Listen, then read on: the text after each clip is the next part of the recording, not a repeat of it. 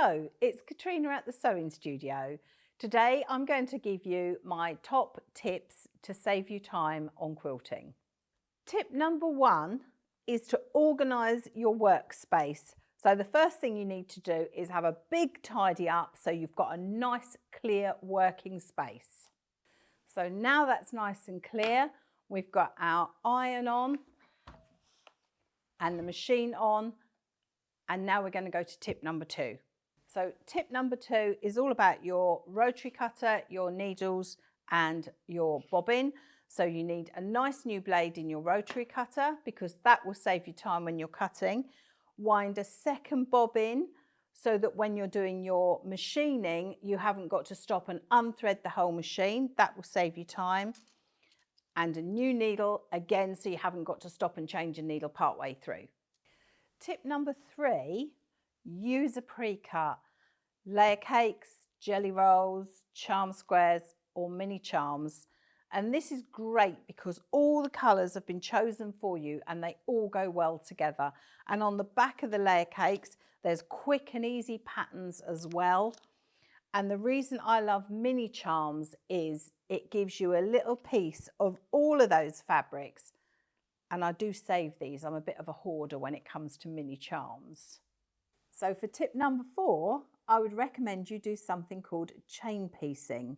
And I'll show you how to do this. The reason we do it is that we're not stopping and starting and cutting the thread. So it saves you time and it saves you thread as well.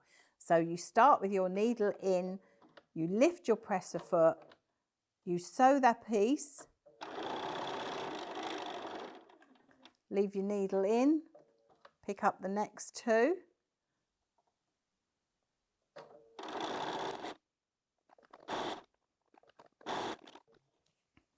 So you can see you've got this little bit of thread joining all your pieces together, hence chain piecing, which brings me nicely to tip number five.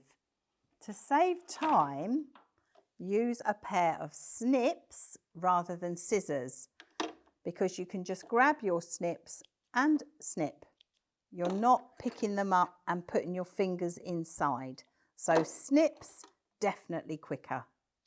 Tip number six, have your machine regularly serviced to keep it in tip-top condition so it performs well for you.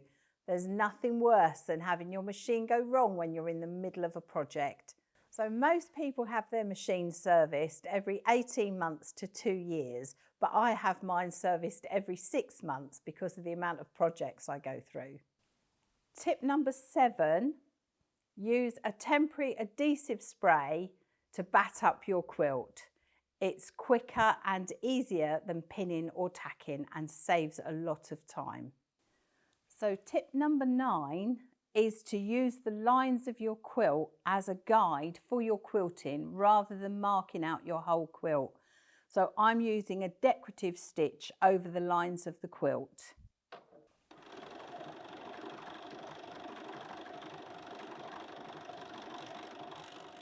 Tip number 9 is we've got these special pens so you can mark your quilt, and for speed when you've done your quilting you can just iron it off.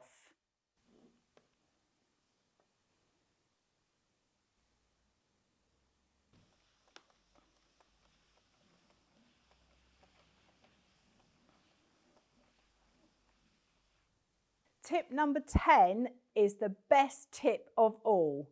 Make sure you subscribe to the Sewing Studio. If you want to save time on looking for ideas, we've got hundreds of tutorials on our YouTube channel to inspire you and give you lots of ideas of things that you can make. I hope those time-saving tips have helped. If you've got any tips, don't forget to leave them in the comments below. As always, have fun, and I look forward to seeing you next time here in the Sewing Studio.